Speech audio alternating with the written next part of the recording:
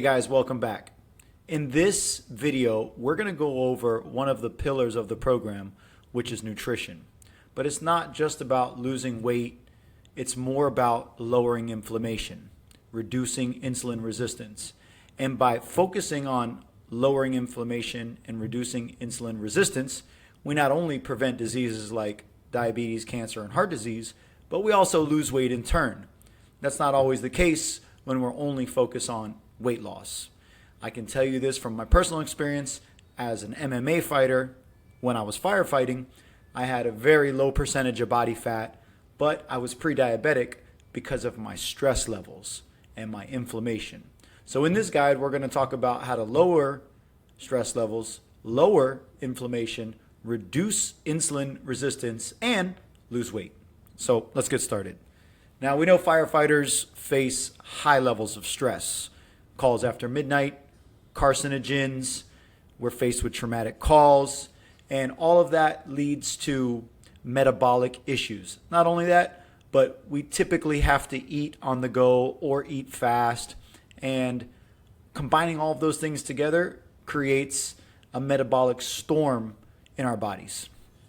So we want to focus on only a couple things. We don't want to rewrite everything that we do when it comes to health, because that's very difficult to do. What we want to do is start focusing on things that make the biggest change.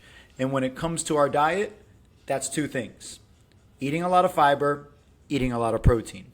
Protein helps you build and repair tissues. It's essential for muscle recovery and growth. It increases satiety, so you're full longer, and it reduces inflammation in the body. Fiber is fundamental to digestive health, and it supports a healthy gut microbiome. We'll get into the gut more and more in this program. It's called the second brain because our gut determines the neurochemical transmitters in our brain.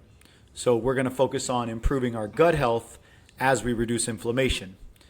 When you eat fiber, you also lower blood sugar and improve insulin sensitivity. And again, we're promoting satiety.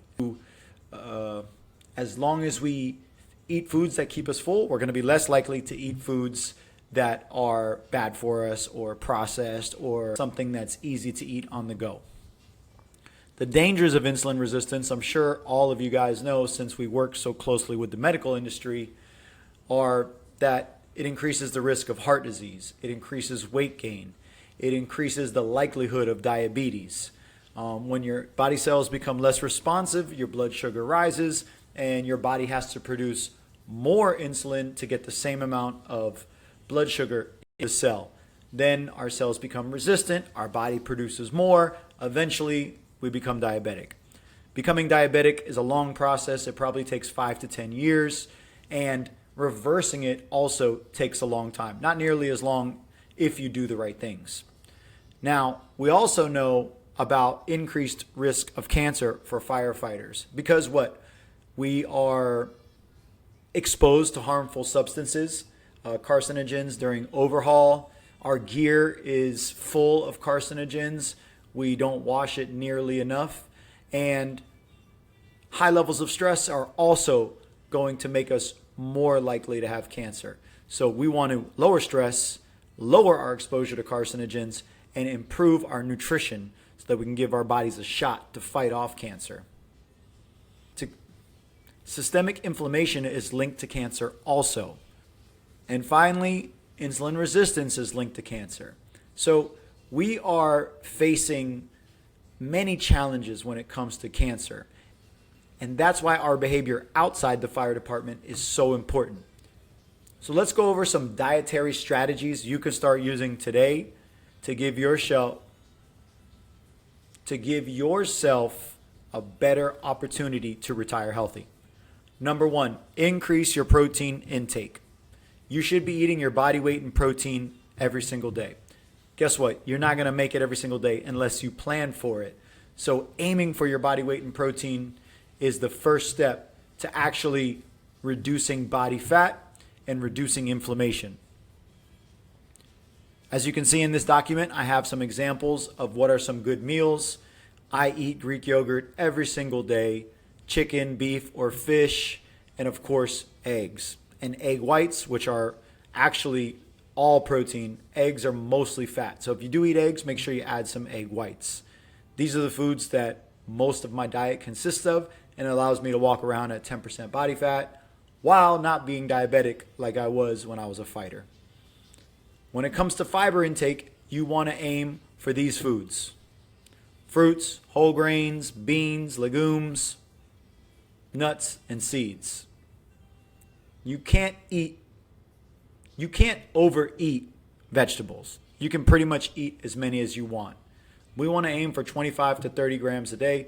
That means 3 to 4 servings of fruits, vegetables, nuts, and seeds. Now you want to watch out with nuts and seeds because they're high in fat.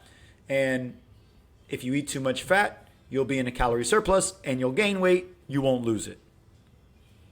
I have all my personal clients eat their fiber first, which is your vegetables. Then they eat their protein. Then they eat their carbohydrates. This allows your body to process the food in a more sustainable way without giving you a spike in blood sugar. If you just eat some carbohydrates by itself, you're going to get a spike in blood sugar. But if you eat a bunch of fiber and a bunch of protein and then you eat a carb, you're not going to see as big as a spike.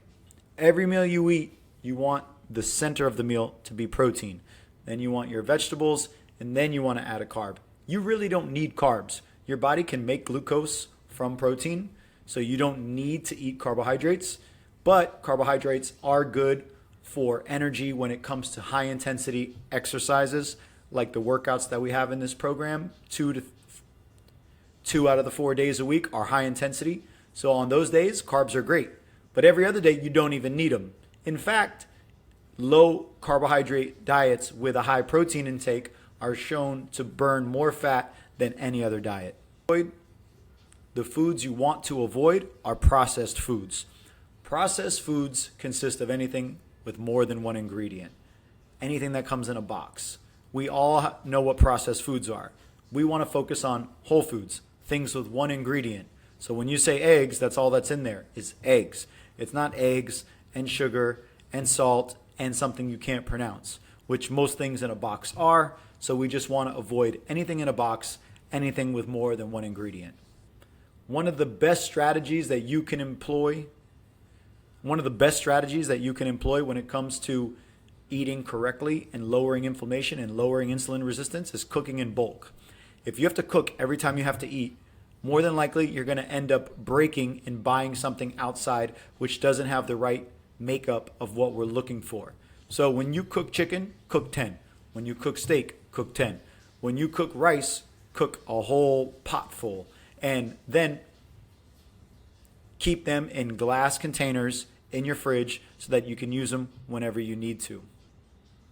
Now, what other strategies are going to compound these decisions and improve your body's ability to process these foods?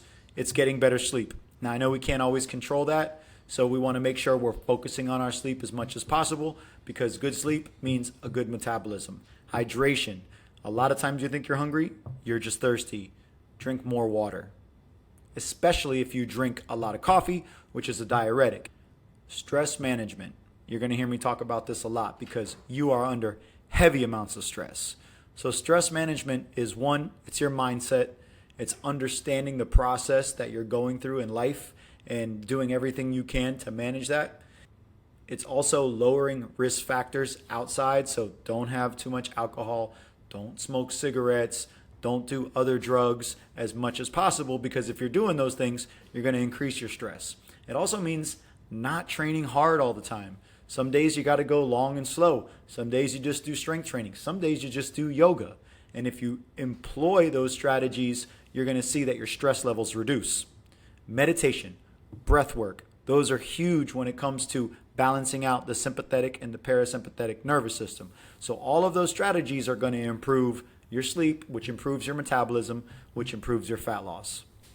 Now, I put a couple scientific references here for you guys, so you know I'm just not making any of this stuff up. You can go ahead and read these studies. I cited them at the bottom, and this way you have a little bit more knowledge, and it's easier for you to buy into what we're talking about here.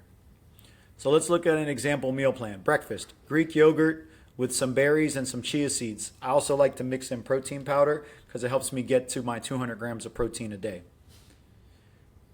Grilled chicken breast, quinoa, mixed green salad with olive oil. You can't do much better than that. You got your chicken breast, which is your protein.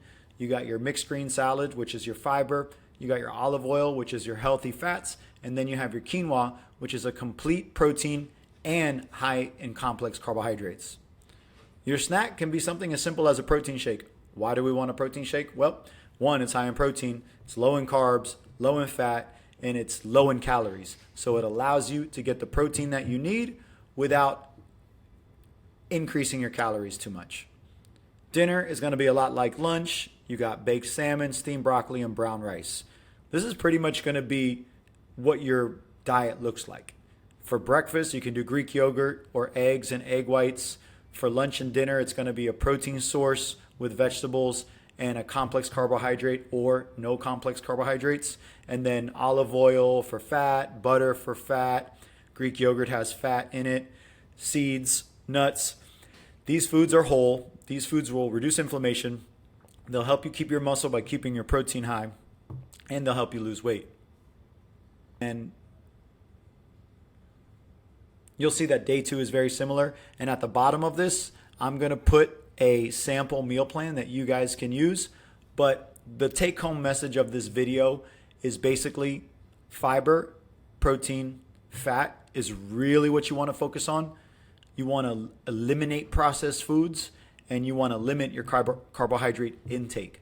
If you can just do those things, eat your body weight in protein, eat vegetables at every meal, get the right amount of fiber, keep carbohydrates at a manageable amount, you'll see your muscle increase due to the training that we do. You'll see your sleep improve, and you'll see the fat drop off. That's going to lower inflammation and improve insulin resistance. And that's our goal here, because the ultimate goal is to retire healthy. And if we want to retire healthy, we have to take steps now so that we can live a long, healthy retirement, see our kids grow up, see our grandkids born, and enjoy everything that we worked for. Thank you. I'll see you on the next video.